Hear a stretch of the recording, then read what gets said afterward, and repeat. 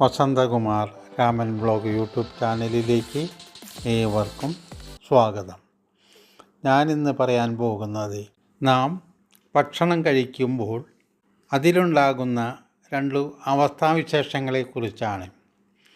എച്ചിലും ഉച്ഛിഷ്ടവും തമ്മിലുള്ള വ്യതിയാനത്തെക്കുറിച്ചാണ് പറയാൻ പോകുന്നത്. ഭക്ഷണം പാചകം ചെയ്ത് ആർക്കെങ്കിലും കൊടുത്തതിന് ശേഷമുള്ളത് ഉച്ഛിഷ്ടമെന്ന് പറയും. അത് എച്ചിലല്ല. പഴയ കാലത്ത് പുരുഷന്മാർക്ക് കൊടുത്തതിന് ശേഷമേ സ്ത്രീജനങ്ങൾ ഭക്ഷിക്കാറുള്ളൂ.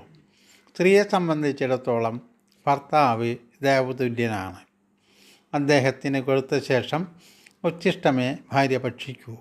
എന്നാൽ എച്ചിൽ എന്ന് പറയുന്നത് കഴിക്കുന്ന പാത്രത്തിൽ മിച്ചം വരുന്നത് അല്ലെങ്കിൽ മിച്ചം വയ്ക്കുന്നതാണ്.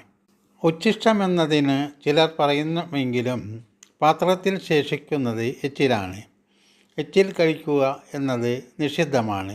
പണ്ടുകാലത്ത് ഉണ്ടുകൊണ്ടിരിക്കുമ്പോൾ ആര് വന്നാലും രാജാവ് വന്നാലും അക്കാലത്ത് രാജാവാണല്ലോ ശ്രേഷ്ഠൻ, എഴുന്നേൽക്കേണ്ടതില്ലെന്നാണ് പ്രമാണം.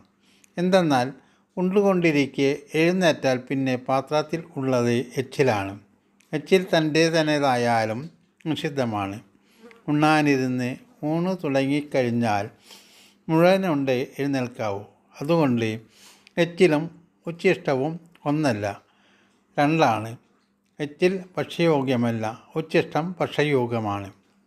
എച്ചിൽ താമസപ്രായക്കാരായ താമസ സ്വഭാവമുള്ളവർ ചിലപ്പോൾ ഭക്ഷിക്കും. ഭിക്ഷക്കാർക്കോ പശുവിനോ എച്ചിൽ ചോറ് കൊടുക്കുന്നത് പാപമാണ്.